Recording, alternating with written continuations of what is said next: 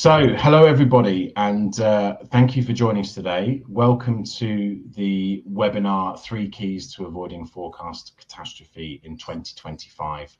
My name is Adam Roberts. I run the commercial team for a business called Ebster. We specialize in helping businesses that want to achieve more accurate forecasting and higher rep quota attainment.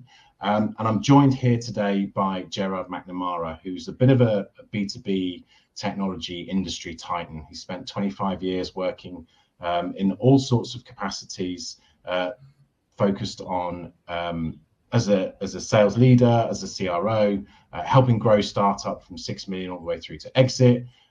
He's kind of been in that environment of growth at all costs, and actually more recently he's been focused in the private equity backed world of profitable, efficient growth. Lovely to have you here today, Gerard. And I'm really excited for the conversation. Adam, thanks for the introduction, and thank you for inviting me to join you today. It's an absolute pleasure.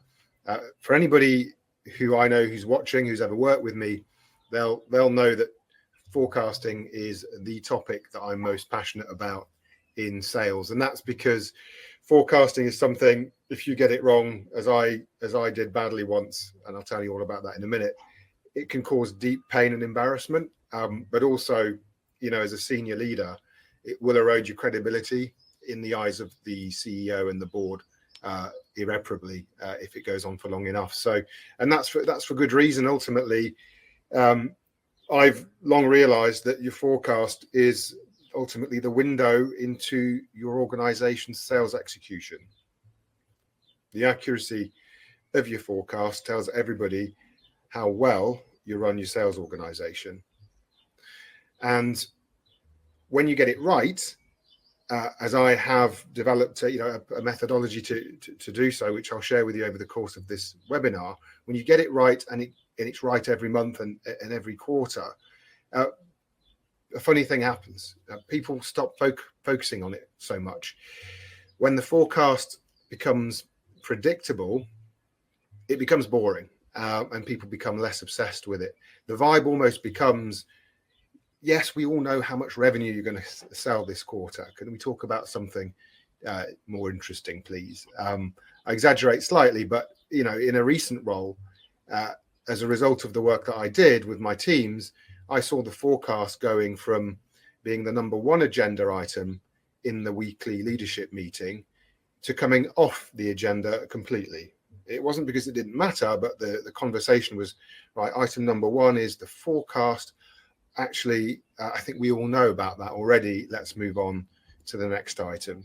So it makes the forecast a non-event. Now that might sound far-fetched, it might sound unbelievable, but it will become very clear and obvious, I think, over the course of this webinar, how and why this can happen. Yeah, it's I love the phrase that you said there, Gerard. It's a window into the sales execution. The forecast is a window into the sales execution of the business, because like you, I kind of firmly believe in this bottoms up approach. But before we dig into it, why don't we start by why don't we just touch on the story that you laid out at the beginning of your intro? Yeah, this was my nightmare. Luckily, we go back quite a while. 2010.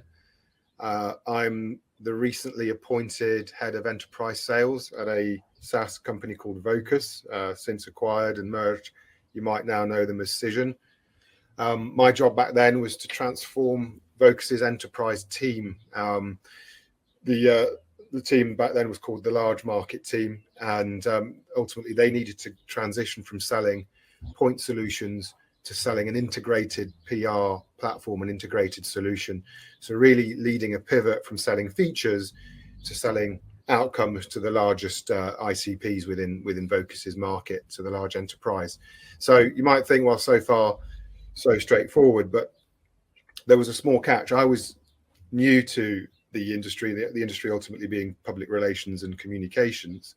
Turns out that the people who work in public relations and communications are actually the most charming, people-centric, relationship-driven people, I think, in business anywhere you'll find. So you're ultimately dealing with PR managers, and their job is to deal with the press. It's to deal with with executives, the public, and so they are genuinely some of the most social people you'll meet. And so when you're actually trying to sell to those people, every feedback loop sounds like a love letter.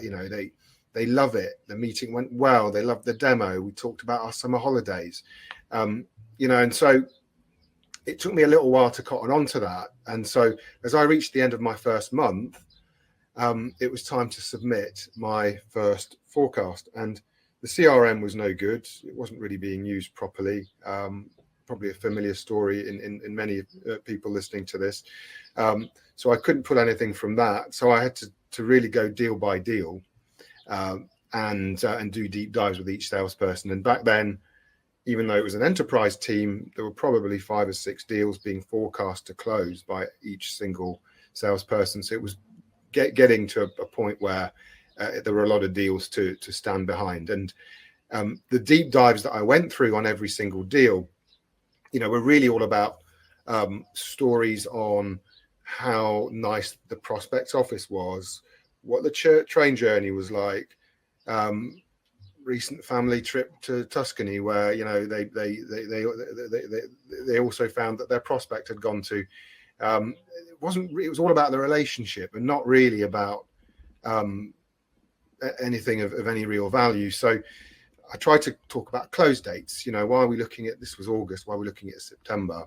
He definitely wants to sign in September. That's definitely wants to sign in September. Okay, ask about probability. Oh, they really love the product. They really love it. Okay, so optimism was off the charts. I tried to dial that down, but I really found that September was going to be an amazing month. And so a few days later, when I submitted my forecast, I submitted a 500k forecast. And this was 15 years ago, but to put that in perspective, it was roughly 5 times the average monthly run rate. I still felt confident, and everybody was so positive.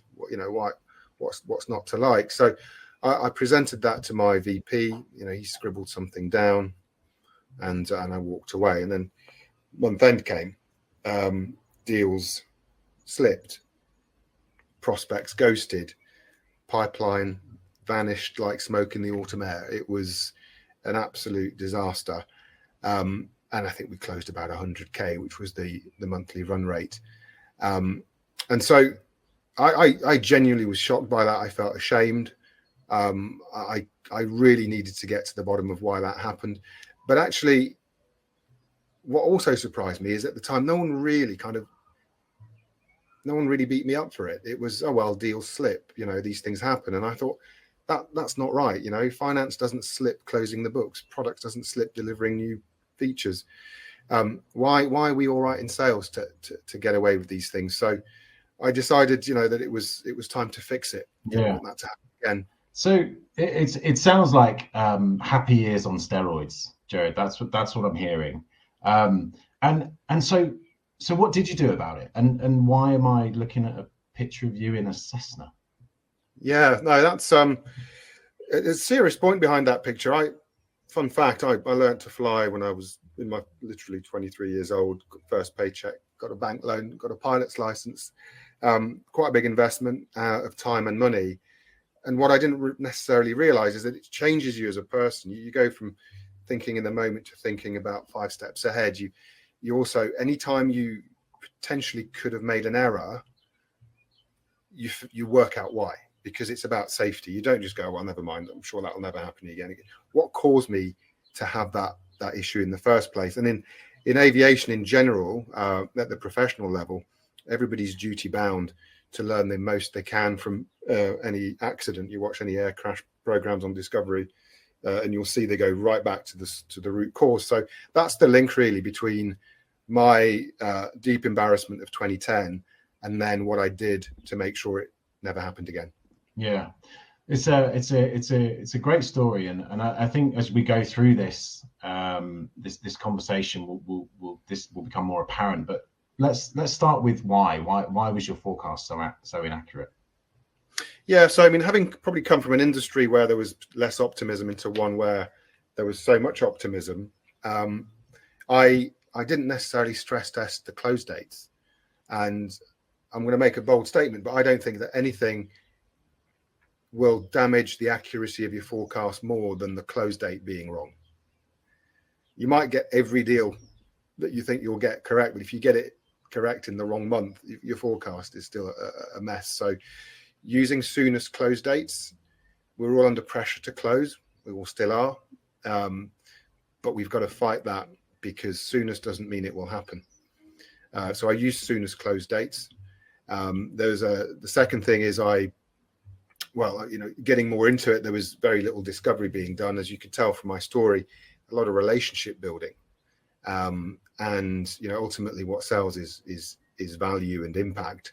And ultimately that leads to credibility, which will lead to a relationship being built. Relationships are important, but ideally as a byproduct of credibility and value, especially in the current era. So the delivery, you could see the discovery was being skipped, and discovery starts to lead into quite a lot of complexity.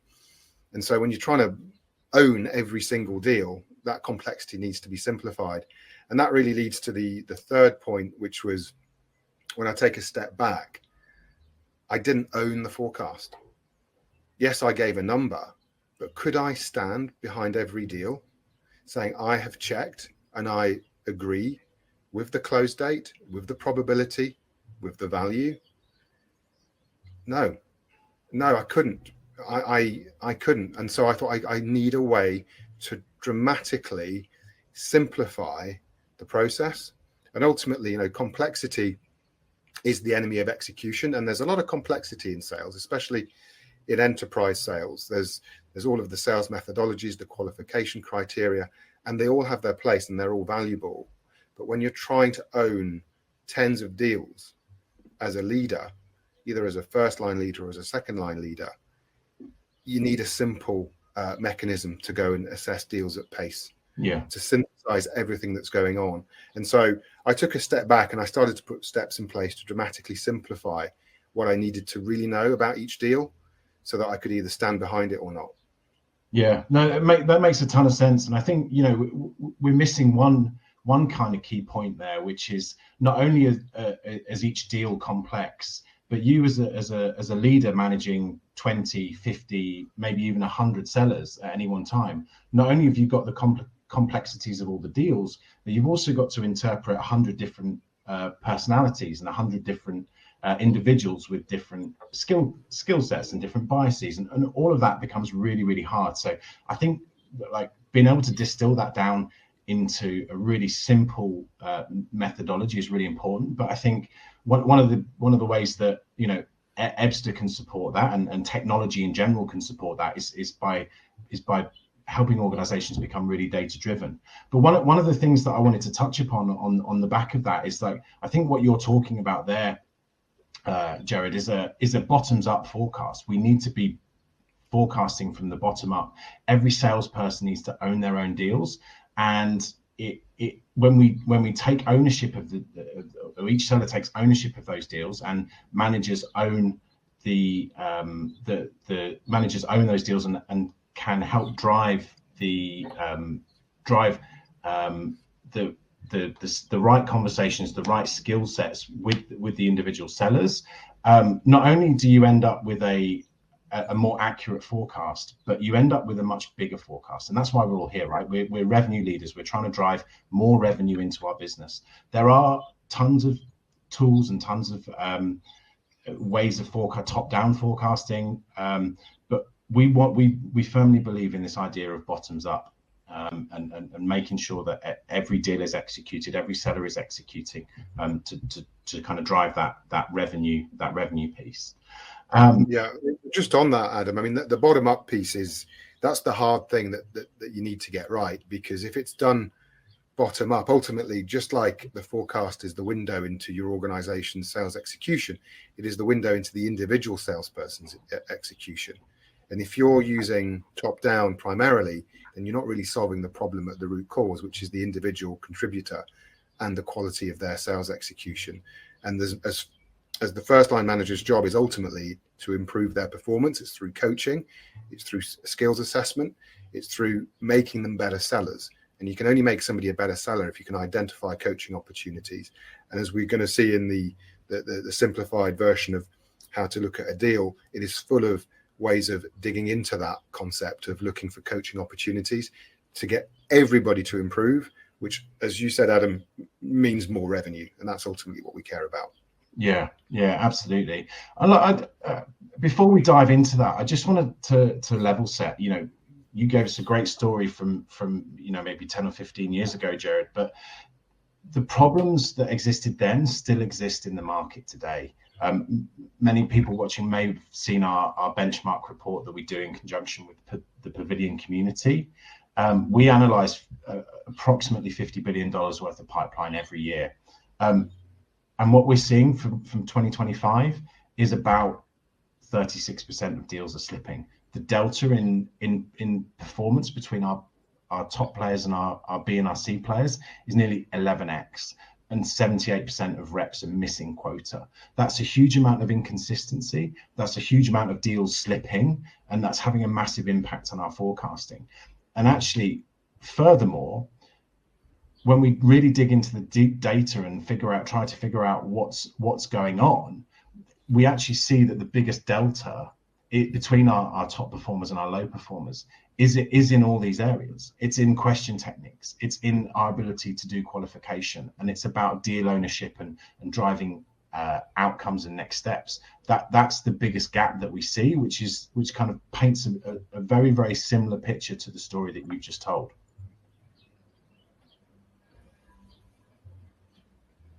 Yeah, I mean, that's I think the issues are timeless, and they come down to human nature taking over versus professional selling drills and skills. Ultimately, we need to work as leaders to upskill everybody, as I said, and this is the process that we use to do it. I think as we go on to the next slide and we kind of look back at the definition of top-down forecast versus bottom-up, you might think, well, what does that look like when it works? And ultimately, what I pulled out of my archives here is a graph which shows you what it looks like when a sales manager or a sales group can actually forecast from the bottom up. So I had a version of this for all of my teams. The directors had versions for their units, and then managers had versions for their own teams. And ultimately, what it shows you here on that graph is the 100% dotted line is the manager target, and at that point, each quarter the manager earns 100% of their on-target commission. The red dotted line, the 70%, is the commission floor. So below the 70%, there is no commission, and so that's actually quite important, because when this particular manager looked at their graph, and this was snapshot at the end of January, in a team that had a combination of enterprise but also quite a lot of mid-market, with a average sales cycle of about 6 weeks. You see you've got 8 weeks left in the quarter, and you're seeing your forecast. You've had a pretty bad January, it's pretty much nothing. February's not looking great, and then there's this quarter end spike, which really needs to be accurate. So each spike that you see on this brown line that goes up to the right is a deal multiplied by the percentage probability of the value of that deal. And so it actually proved to be pretty accurate, because we looked at it every single day and made sure that 3 things were being done right in each deal. I'll go on to that in a minute. But ultimately, what that chart showed is that the sales manager was going to hit quota. And if they'd looked at that and not seen the spike and just how dramatically it rises at the end, then they might have actually missed it. Because what I then did is I said, look, what happens if these deals push? So I moved the whole pipeline back by 5 days. Not very long. Move it back by 5 days, and if you kind of then look at it more closely, you'll see that those 5 days are actually the difference between earning 100% of OTE and earning nothing. It is dramatic and brutal. You can see that right line we've missed. We get to the ultimate amount, but we do it in 3 months and 5 days. and we earn nothing. So the impact of timing is absolutely massive. And what that also did is it showed the manager that even if the forecast was completely accurate, it was going to be such a stressful finish that wouldn't it be better to build pipe while we still can? We've got 8 weeks left in the quarter. We've got a 6-week sales cycle. What should we do? Well, we rolled out the prospecting, rolled out the spiffs, got everybody on the phones and built pipe for the next 2 weeks. And what ultimately ended up happening is that the manager hit quota and it all worked out, but it massively de-risked it. And it was a really powerful way of getting buy-in and ownership for the team's forecast, because if this is done sloppily, it's a waste of time. It has to be accurate and it has to be from the bottom up. Yeah, completely agree, Gerard. I'll take the opportunity to do some shameless product placement, right? Like, we think about this in exactly the same way here at Ebster. We bake this into our weekly reviews and our weekly meetings. Is this, how are we pacing? And this idea of pacing towards target, ahead of target, is really important. And I just wanted to touch on that, just because it amused me how alike the our tool, how it was compared to the graph that you created with your RevOps function. So let's talk about it, right? So you're a CRO, you've got maybe 50 to 100 sellers. We talk about owning this bottoms up forecasting. And you talk about this idea of simplifying. What do you actually mean? So what I mean is to fully own the forecast, I really every single day, first thing, I need to look at the pipeline. I look at it in Salesforce, and it's formatted by having obviously the opportunity name, the close date, and then a field that has the close date justification. And I'll look at that and I'll decide whether I believe it or not. More on that in a minute. Then I'll say dependencies. What does the deal depend on? And that's a roll-up of MEDPIC, but really synthesized in 1 or 2 immediate high-level points. And then the third thing is what are we doing next? Do we have a scheduled next step in the prospect's calendar with an agenda, or are we chasing? So it's close date, dependencies, next steps. Maniacal about close dates, focus only on the dependencies, and insist on a scheduled next step. Let's dive into that, shall we? Let's talk about close dates. Yeah, so I mean, the close date I think is by far the most important, because not only will it completely throw off your forecast if you misread it, but it also tells you a lot about how your salespeople are selling. It's a massive indicator in seeing whether we're customer focused or not. I've seen so many close dates being a salesperson's hope, or even a customer desire, and I'll credit Bob Apollo for those definitions. Ultimately, the only close date that you can stand by is the latest date that the prospect can leave signing the contract in order to get the value that they're buying for at the time that they need it by. And that is a series of questions that, if done correctly, will tell you when you'll win or lose. And more importantly, to get this right, you really need to disassociate the close date from the probability of winning the deal. I've had quite a few people say, I don't know the close date, I haven't had a verbal yet. And actually, if you're customer focused, and if you start the sale customer focused, you'll probably continue it customer focused. So that's an insight you'll get in this. But ultimately, start talking about when the problem that the customer has needs to be solved by. And we're in May right now. Controversially, throw it out far. We're in May. Are you looking to do something before or after the summer holidays?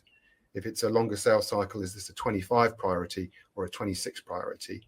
And I get people looking at me in horror going, no, you're going to give the prospect the idea this isn't urgent. Well, the urgency is based on the prospect's needs, not ours. So I think first step is find out their timeline, find out the realistic date that this deal will close on without any acceleration from our end. That's your latest close date. You can always, if you need to, use various techniques to bring it in sooner.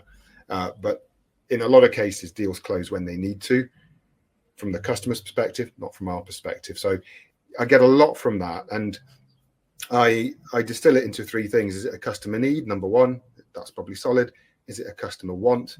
Very, very easy to confuse a need for a want. And then is it a salesperson's hope, which is often, you know, our own need to meet quota clouding our judgment. And so it does need to be backed by a compelling event, and that backs into all the best practices of MEDPIC, Spiced, and all the other frameworks that I used. But just to simplify it, is it a need, a want, or a hope? Yeah, it's really powerful. Like, you know, I'm a massive believer in this idea of customer centricity, right? And you know, I would even take it one step further. It's like, when do you actually need to start seeing value from this solution? And actually, if you focus on when they need to start getting value from the solution, it almost makes the close date. It gives you a line in the sand for the close date to happen, but it takes the pressure off the close date, and the close date just becomes, and signing a contract just becomes, a very, very small part of a much larger process, which is onboarding, enablement, training, to getting value. And we use I use this you know, idea of mutual action plan, right? And you know, for anybody who's interested, who wants this template, I'm more than happy to share it. DM me on LinkedIn if you would like it. But it really, what it does is it focuses the whole team, the organization, on when do we need to deliver value by, and by, when you work that back from when the customer needs it, as I say, the execution of the contract is just one small part of a much bigger process. So really, I think three takeaways there: latest date, when does the customer need this to happen? Mutual action plans are key. And actually, from a cultural standpoint, I think I really like the idea, Gerard, of, if you don't know, you need to put your hand up and say you don't know. Let's not hide things. I think that's a really, really key takeaway. Yeah, no, we didn't talk about that bit, and that is crucial, because a lot of people will make them up if they're under pressure to give a close date. The culture needs to be one of, tell me what you haven't done. I'm not going to judge you. You don't have to talk about these things in every meeting. There's no obligation to do it in a certain order, but there is a need to tell the business where you are. So close date unknown is absolutely fine, because we'll add it to the next steps. And ultimately, the mutual action plan is what I would hope to see under the close date justification. Yeah. So close date is X because customer needs to go live by Y date, and they need 3 weeks for onboarding. Yeah, absolutely. So it's a great way of simplifying it. Again, this is about simplifying the volume of things you need to know to own a opportunity at a high level. Absolutely. So let's talk about why. This is the next part of our journey. Yeah. So the next one is the dependencies. So what's the deal dependent on? And this is where I got bogged down in 2010. I just, so much information that wasn't relevant to the deal, that you end up really just losing the capacity to process incremental deals. So I came up with a kind of this game that said, right, don't talk about the deal as it relates to the past. If you say, well, when I went to see them, this happened, or he said, she said, don't want to know that. I want to know what's happening next. And it's a great challenge when you're doing pipe reviews to say, only talk about the future. And those salespeople that haven't necessarily done their very best discovery will kind of go back and go, what did they say? Why did they say it? Ultimately, what do you think, boss? He said he wanted it. Great. Well, why?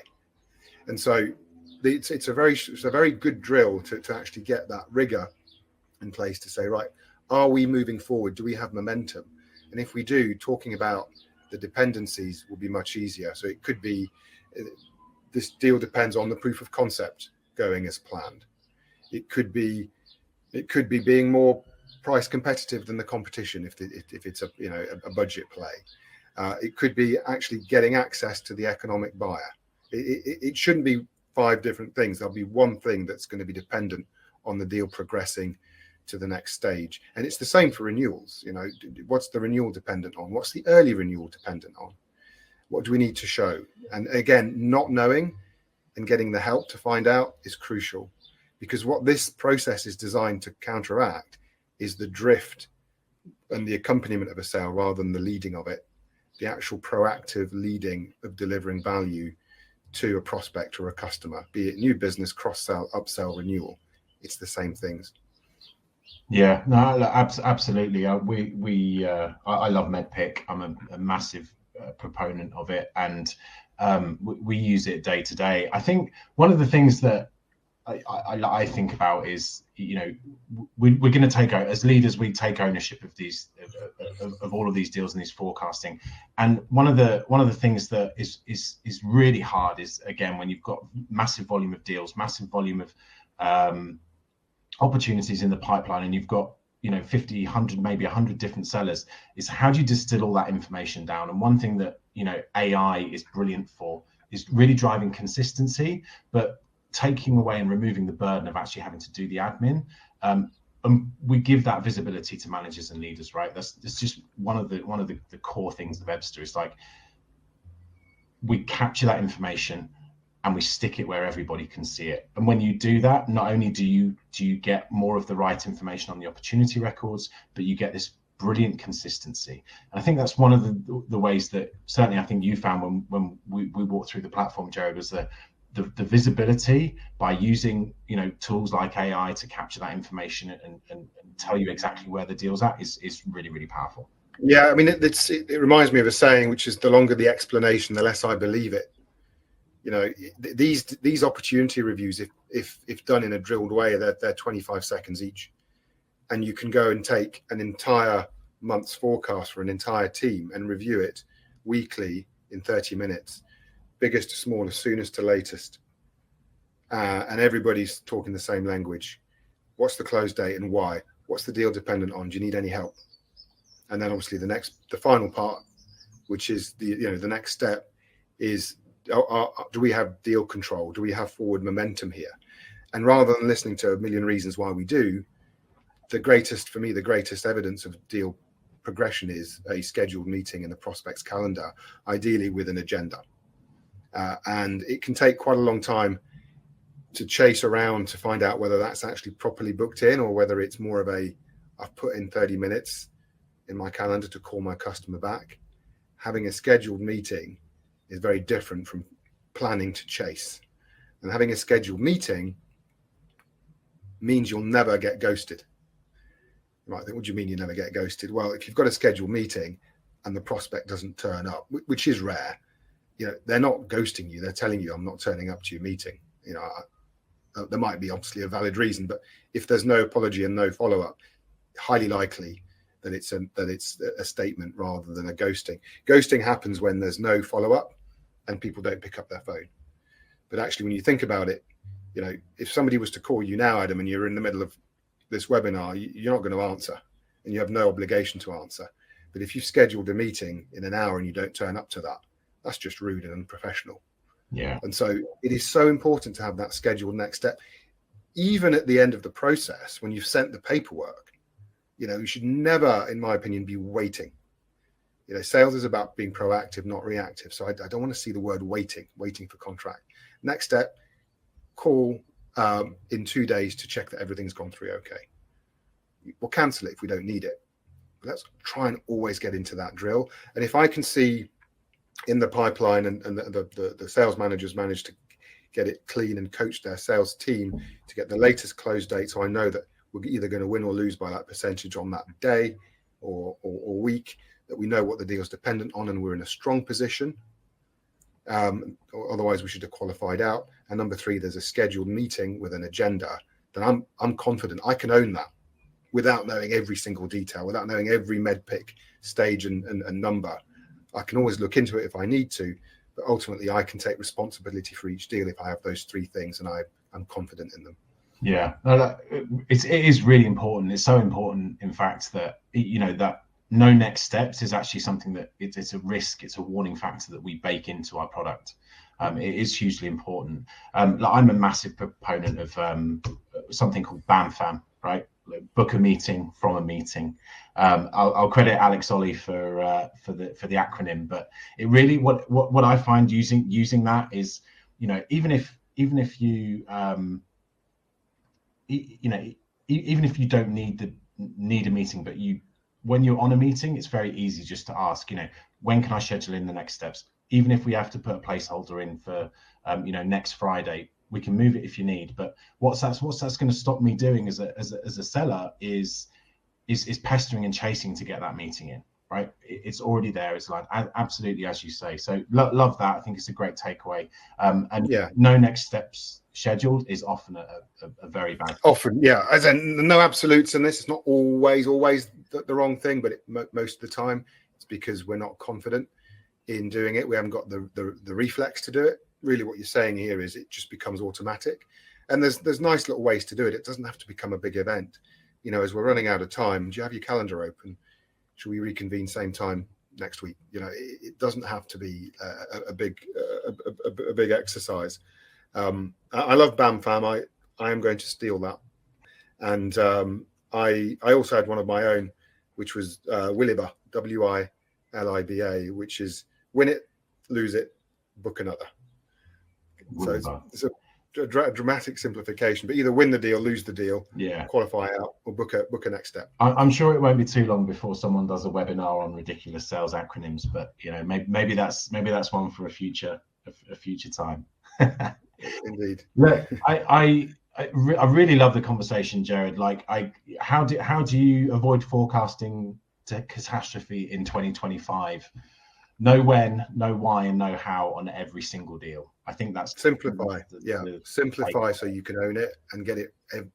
The other thing I think we'll come on to is daily rigor. Yeah, you've got to check it every day, and I think I and my managers, we checked it every day, and a lot of the time, it would frustrate. They'd rather be going on sales calls rather than checking the cleanliness of the pipe and the accuracy of the pipe. But if you do it every day, it becomes minutes of work, not hours of work, and it creates this beautiful forecast that you can use to manage your business. It gives you control, and it becomes boring. The best thing is it becomes boring for the CEO, because the CEO gets it in their inbox every morning. Yeah. So they get it every day, and they go, it hasn't changed, and look, it's actually tracking to how it should do, and now I trust it, because if I can look into the detail, should I need to, of each opportunity. It's not just my graph, it's the detail. I've got my close dates and they're justified. I've got the dependencies and they're known. And I've got the next step scheduled. These teams are running their books rigorously. And so now I'm not interested anymore. I'll focus on something else. And it's actually quite an odd place to be, because I think it's really the peak of forecasting when you can get your CEO to no longer make it into a massive adrenaline rush, because it is completely predictable, and it allows you to take action. If you predict to miss, what are you doing about it? If you predict to hit, how are you de-risking it to make sure it happens? And it's a much more comfortable conversation all round. Absolutely. And I think from my point of view, the thing that we add as a business is that a data-backed approach. We provide data points around all of the things that we've talked about, but also that we provide a system that's inside Salesforce that gives the managers, it gives the leaders, and it gives the sellers a framework and a structure to work towards that with. And I think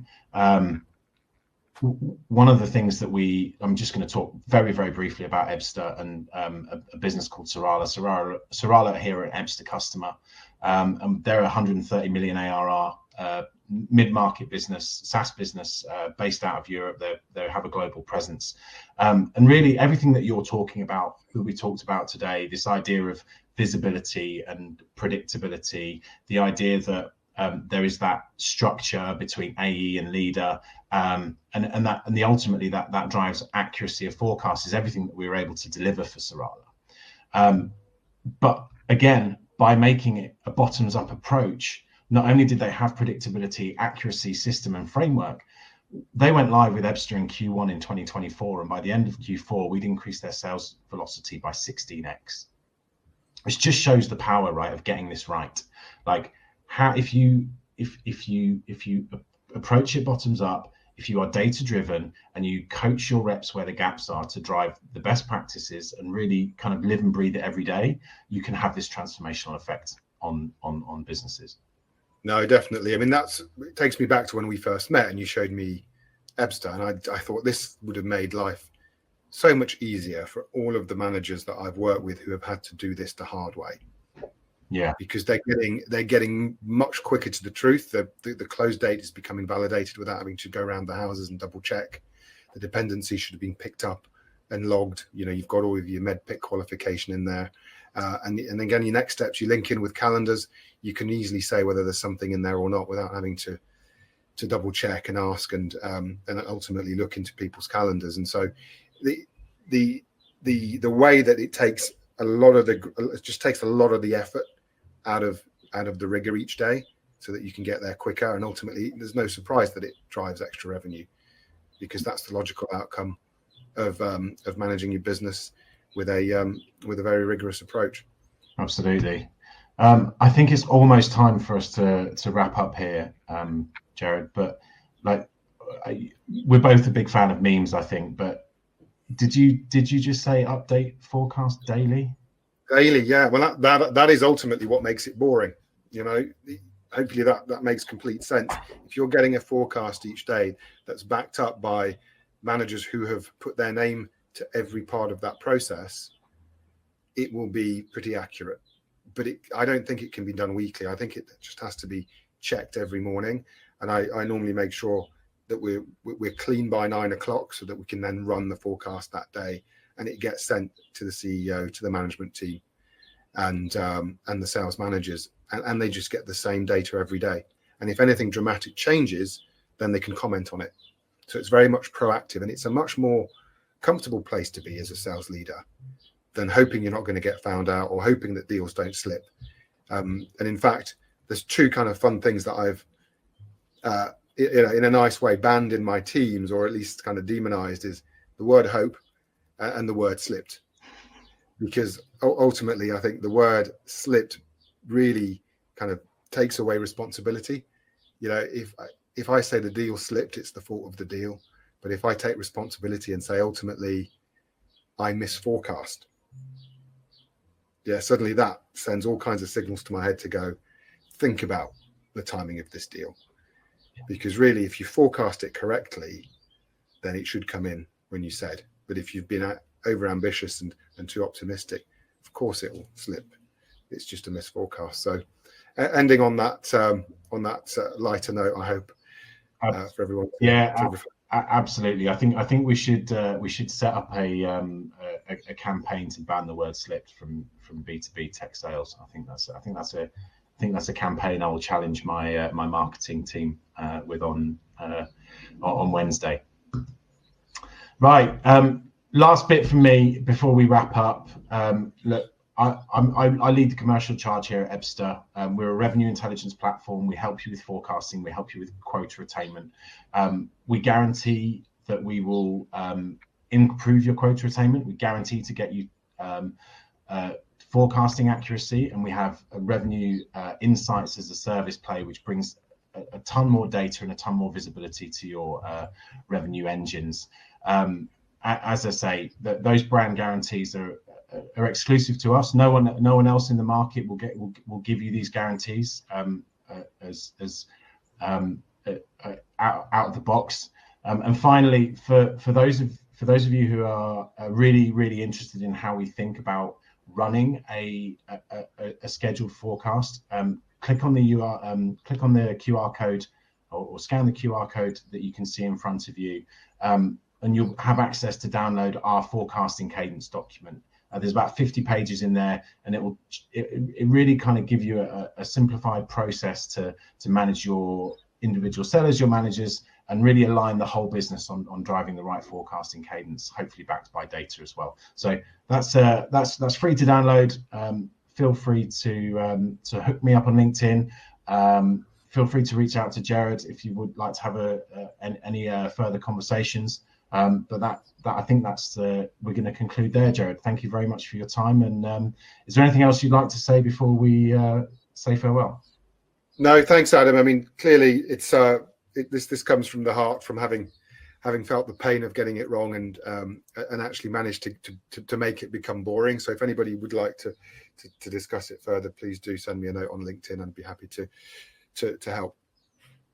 Awesome. Fantastic. Thanks for having me on. Yeah, Appreciate it. absolutely, absolutely no problem. It's been a pleasure, and we'll hope to hear from those on the webinar soon. Take care, everybody.